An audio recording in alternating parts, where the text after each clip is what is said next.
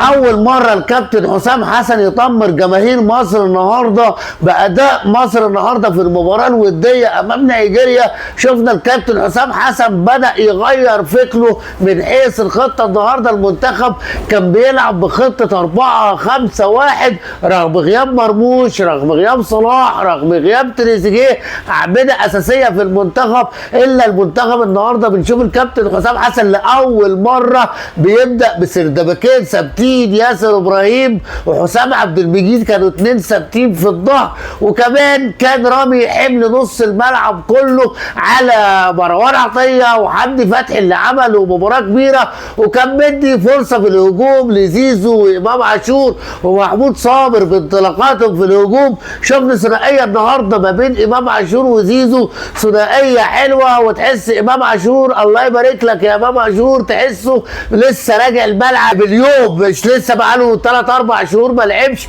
امام راجع بقوه، لعيب مبدع، لعيب حريف. المنتخب قدر يكسب 2-1 في مباراه ما تعنيش كتير النتيجه قد ما تعني ان احنا نشوف شكل مصر كويس.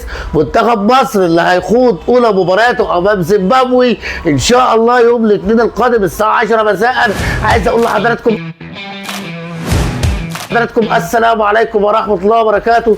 اللهم صل وبارك على سيدنا محمد صلاة عبد قلت حيلته ورسول الله وسيلته، فرج عنا ما نحن فيه بسر بسم الله الرحمن الرحيم. النهارده الحلاوة والمتعة والطعامة كلها في إمام عاشور يا جماعة. بصراحة إمام عاشور لعيب مختلف، من حقه يحترف في أوروبا، من حقنا نقول إمام عاشور أحسن لعيب في مصر. إمام عاشور هو الأصل. إمام عاشور النهارده بيبدع وبتحسه خط نص في يمينها في شمال على طول طالع لقدام، وبيدي سروهات وبيدي باصات وفنتات، ويمينه شغال وشماله شغال. لعيب عنده وعي تكتيكي، عنده قوه بدنيه، عنده سيطره على الكوره، عنده لمسه سحريه. شوف الهدف الثاني بالنسبه لامام عاشور اللي كسر الاوفسايد وباصاها لزيزو، وزيزو بيلمها بكعبه وراحت لمصطفى محمد عشان الحظ يكافئه وما يبقاش ربع زي ما الكابتن حسام قال عندي 2 محترفين وربع، يبقى جاب جون ويجيب مصطفى محمد هدف.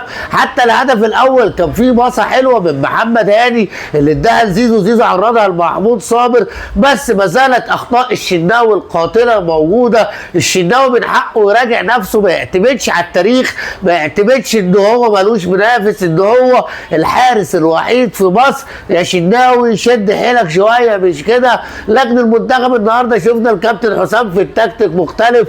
اي نعم المباراه ما تفرقش كتير في النتيجه، لكن احنا ارتحنا شويه لما نشوف في كاس الامم ان شاء الله في مجموعتنا اللي ان شاء الله هنقابل زيمبابوي يوم الاثنين الساعه 10 مساء. معانا جنوب افريقيا ومعانا انجولا في المجموعه. لسه هنشوف الكابتن حسام حسن هيقدم لنا ايه، لان الانتقادات ان شاء الله مش هتطول. الكابتن حسام حسن يستاهل انه يكمل مع مصر في نهائيات كاس العالم. نتمنى التوفيق للمنتخب المصري. خلاص البطوله هتبدا، اللعيبه ان شاء الله هتبدا تتكل على الله، تسافر، هنعيش اجواء كاس افريقيا في المغرب. المنتخب 28 لاعب مسافرين مع البعثه.